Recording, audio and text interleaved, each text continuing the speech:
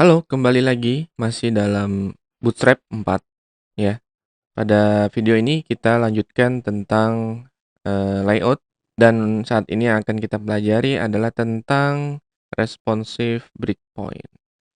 Oke, kita masuk saja di documentation, kemudian searching di sini responsive breakpoint. Nah, ini di bawah ya, di bagian layout. Nah, apa sebenarnya dimaksud sebagai responsive breakpoint?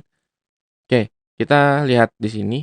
Jadi, responsive breakpoints ini maksudnya adalah sebuah teknik, yang menggunakan fungsi dari media query yang dimiliki oleh, CSS3 ya, yang dapat, membaca atau mengenali ukuran dari layar, browser. Kemudian nanti ketika ditangkap atau dideteksi, lebar atau width-nya ini, maka akan dieksekusi kode yang ada di dalamnya. Ada dua cara yang dapat digunakan. Yang pertama, kita bisa menggunakan pola seperti ini. Jadi kita menggunakan min width ya. Artinya yang akan dieksekusi adalah dari ukuran sekian 576 sampai nanti adalah di ukuran kedua gitu kan. Atau metode yang kedua adalah menggunakan max width. Nah, max width ini maksudnya kebalikannya. Jadi yang dieksekusi di dalam, bagian isinya nanti adalah yang maksimal dengan ukuran sekian, oke. Kalau misalnya kita, fokus utamanya adalah membuat tampilan desktop gitu ya, artinya lebih banyak semua desainnya itu ke arah yang, layar besar atau desktop. Desain tersebut itu kita masukkan di dalam CSS yang global saja. Nah, nanti pada saat kita ingin membuat sebuah, desain, pada tampilan yang lebih kecil, mungkin tablet atau, handphone atau smartphone gitu ya, baru kita gunakan nanti medianya ini atau media query. Kalau untuk yang, min width ini lebih kepada jika kita ingin membuat desain yang berukuran kecil duluan ya. Kalau tadi kan, kita bikin ukuran desktop atau ukuran yang besar. Nah, untuk penggunaan yang, min width itu kita, prioritaskan desain yang berukuran kecil duluan di media smartphone misalnya. Nah, istilah ini biasanya disebut sebagai, mobile first.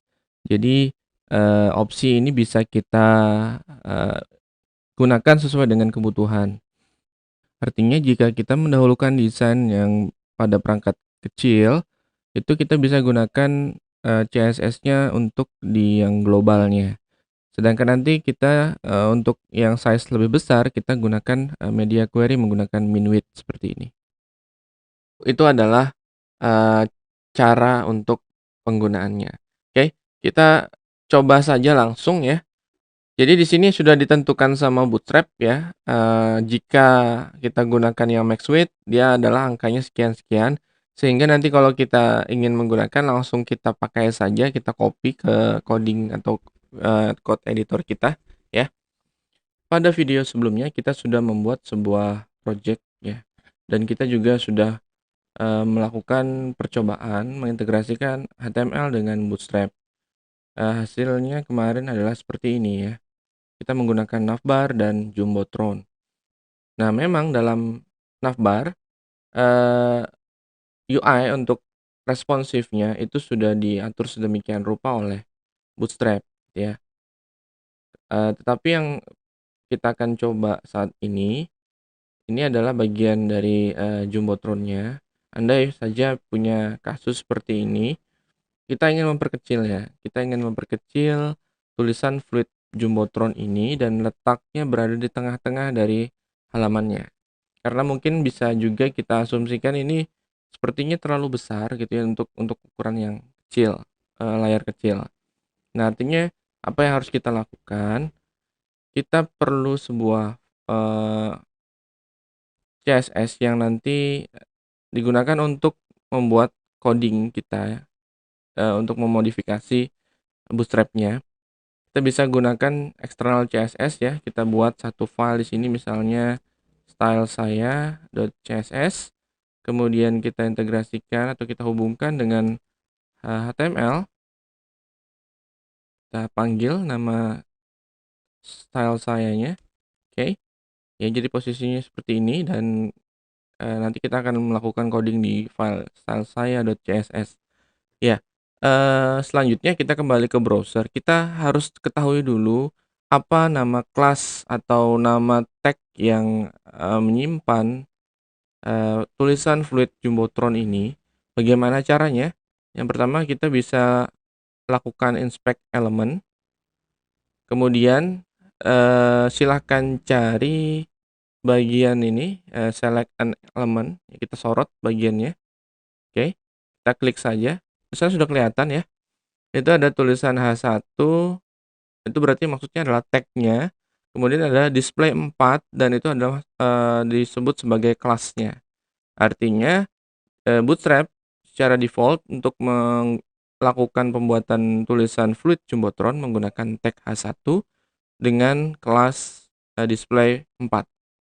Kita bisa lihat, kita klik di sini dan kita coba lihat ke dalam codingnya ya, dia menggunakan H1 dan kelas display 4. Nah, yang kedua kita lihat ukurannya. Ukurannya ternyata di dalam display 4 itu ada font size 3.5 rem. Oke, artinya jika ingin kita kecilkan nanti fontnya, di sini kita ganti saja ukurannya, misal menjadi 2 gitu ya, 2 rem ya. Jadi lebih kecil atau mungkin terlalu kecil, misalnya 2,5 rem. Oke. Nah, ini sudah bisa dilakukan proses selanjutnya. Posisinya sudah ketemu, kelasnya sudah ketemu, size dari ukuran fontnya juga sudah dapat, dan kita bisa nanti mengubahnya lewat CSS kita.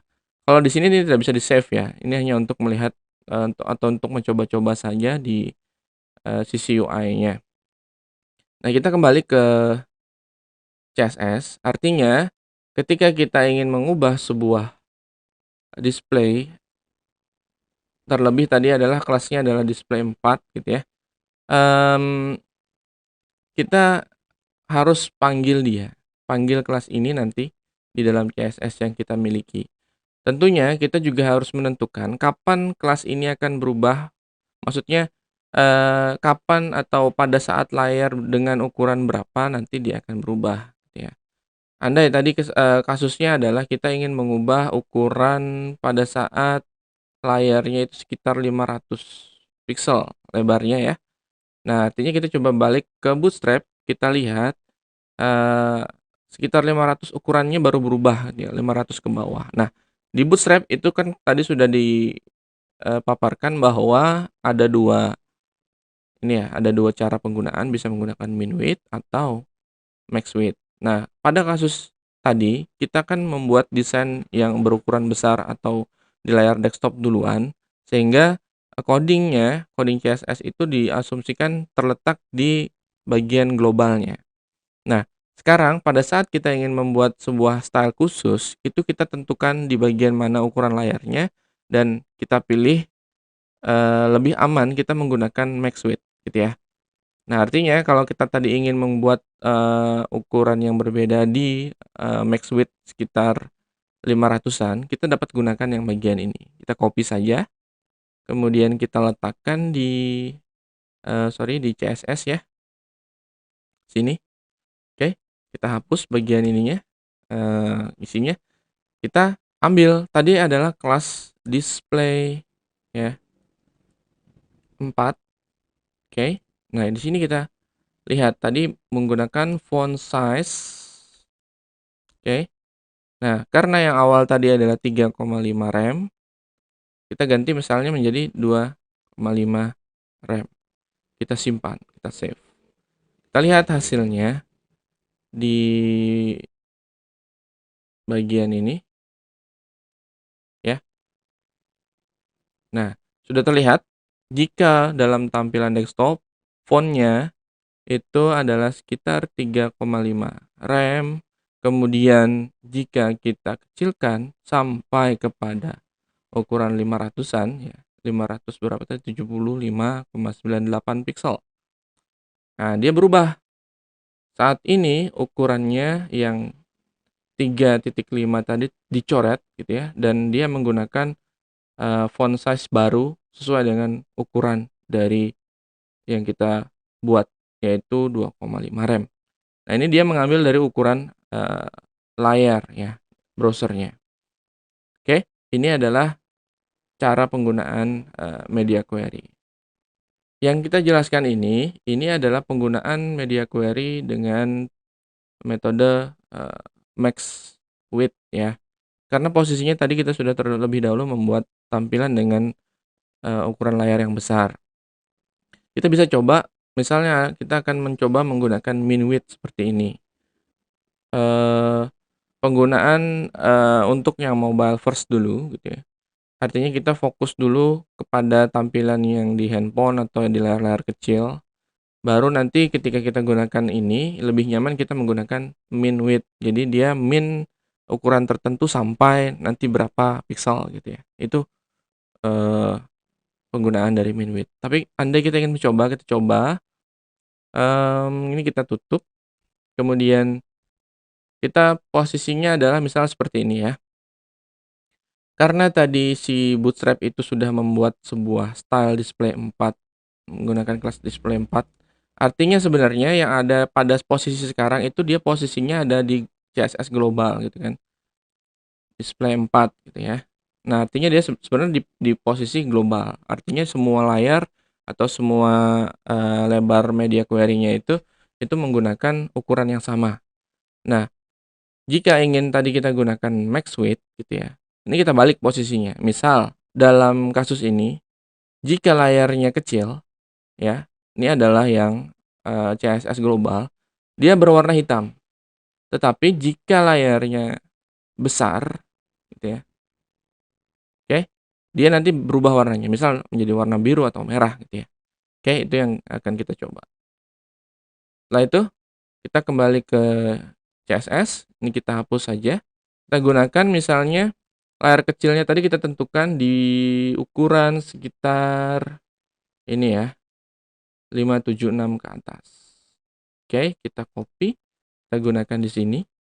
Dan ini kita kasih tadi display 4, kemudian di sini kita ganti color-nya. Color-nya misalnya menjadi blue. Oke.